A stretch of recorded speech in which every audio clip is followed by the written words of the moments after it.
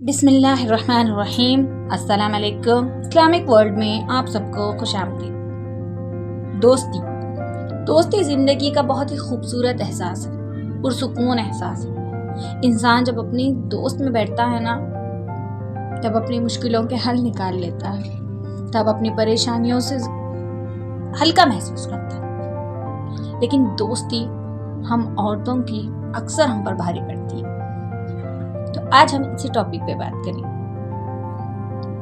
अक्सर औरतें हर रिश्ते में, हर किसी में अपनी एक दोस्त ढूंढती रहती हैं। जैसे आस पड़ोस में, अपने इन-लॉज में, अपनी बहनों में, अपनी माँ में, हर किसी में उसे एक दोस्त चाहिए होता है जिससे वो हर पल अपने दिल की बातें कर सके, क्योंकि औरतों की हॉबी ये होती है बातें करना। इसलिए हद से वो हर किसी में अपना दोस्त ढूंढती है। लेकिन ये दोस्ती तब भारी पड़ती है जब इन-लॉज में वो अपने दोस्त बनाना शुरू कर। ये एक लड़की की बहुत ही बड़ी गलती हो सकती है। जब लड़कियां नई नई शादी करके अपने ससुराल जाती है, तब ननद या नंदों के बेटियां, जेठ जिठानियों की बेटियों में हमेशा अपनी एक दोस्त ढूंढती है। वो उनके साथ रहना, उनसे बातें करना ज्यादा पसंद करती है। हाँ, ये बात भी सच है। वो इसलिए ऐसा करती है ताकि वो अपने इन-लॉज की ख्वाहिशें, उनकी पसंद नापसंद, अपने शौहर की पसंद नापसंद उनसे मालूम कर सके। लेकिन ये कभी कभी उल्टा भी हो जाता है। कई लोगों के रिश्ते सिर्फ इन्हीं दोस्तियों की वजह से टूट चुके हैं। ये जो नादान लड़कियां होती है, उनसे दोस्ती करना बहुत ही बड़ा खतरा हो सकता है। कई नए जोड़े इन नादानों की वजह से, जरी सी नादानियों की वजह से अलग हो चुके हैं। कई अभी भी सफर कर रहे हैं।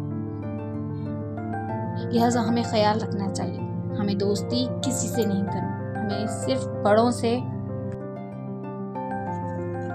हमें हमारे इन-लॉज में संभल कर रहना बहुत जरूरी है।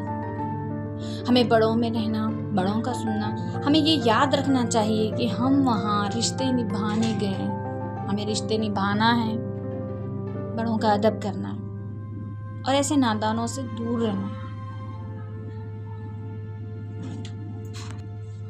ऐसी नादान लड़कियां भी होती हैं जो ऐसी नई नवेली लड़कियों की, नई नवेली दुल्हनों की जिंदगियां बर्बाद करती हैं। हाँ, उनके लिए ये बहुत सी छोटी सी बात हो सकती है, लेकिन यही छोटी छोटी बातें आपकी शादीशुदा जिंदगी पर असर कर सकती हैं।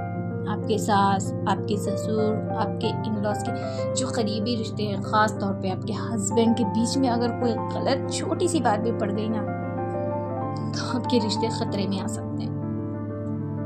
ऐसा हो चुका कई लोगों के साथ। लिहाजा आपको ज़रूरत है संभल कर रहने की, आपको ज़रूरत है फ्रेंडशिप कम से कम करने की। आपको ख्याल रहे कि आप वहाँ रिश्ते निभाने गए हैं। छोटों की आप बड़ी हैं, बड़ों की आप छोटी हैं। बड़ों से अदब में रहना, छोटों से लिहाज करना, यही आपका फ़र्ज़ है। मैं ये नहीं कहती कि सिर्फ इन-लॉज में फ्रेंडशिप करना बुरा है। आज की दुनिया में हर किसी से ज़्यादा दोस्तियां करना मुसीबतों को दावत देना है। इस दुनिया में कोई भी भरोसे के काबिल नहीं। रही बात रिश्तों की, हर रिश्ते की एक जगह होती है, हर रिश्ते की एक हैसियत होती है। हमें गौर करना चाहिए और उस रिश्ते को वहीं तक रखना चाहिए। हम जब भी किसी पर भी आंख मूंछ कर भरोसा करेंगे, तब हम अपने अपनों को, अपने करीबी रिश्तों को दूर होता हुआ देखेंगे। हमेशा इन 3 लोगों से दोस्ती करें। नंबर 1, बचपन में बहन भाइयों से। नंबर 2, जवानी में माँ बाप से। नंबर 3, मैरिड लाइफ में अपने हस्बैंड से। बचपन में बहन भाइयों से दोस्ती करने का फ़ायदा ये होता है कि आपके भाई बहनें, आप लोग बहुत करीब होते हो, आप लोग की मोहब्बत बढ़ती है, एहसास में इजाफा होता है, आप एक दूसरे को समझ सकते हो ज़िंदगी भर। इसीलिए बचपन में अपने बहन भाइयों से दोस्ती करना ज़िंदगी भर का फ़ायदा होता है। नंबर 2, जवानी में अपने माँ बाप से फ्रेंडशिप करना। जवानी एक ऐसी स्टेज होती है टीनेज बच्चों की, जहाँ एक फ्रेंडशिप की, एक अच्छे दोस्त की बहुत ज़रूरत होती है। कई बच्चे अपने माँ बाप से दूर हो जाते हैं बाहर के दोस्तों में, गलत शौक पड़ जाते हैं, गलत चीज़ों में पड़ जाते हैं। लिहाजा आप अपने आप को रोकें, आप हमेशा अपने माँ बाप को दोस्त बनाएं। इसमें माँ बाप का भी हाथ होता है। माँ बाप को भी चाहिए कि वो अपने बच्चों को अपना दोस्त बनाएं, उन्हें टोकने से पहले उनकी बात सुनें, उनको एहसास दिलाएं कि वो आप उनके वेल विशर, आप उन्हें समझते हो, आप उनके माँ बाप के साथ साथ उनके दोस्त भी हो।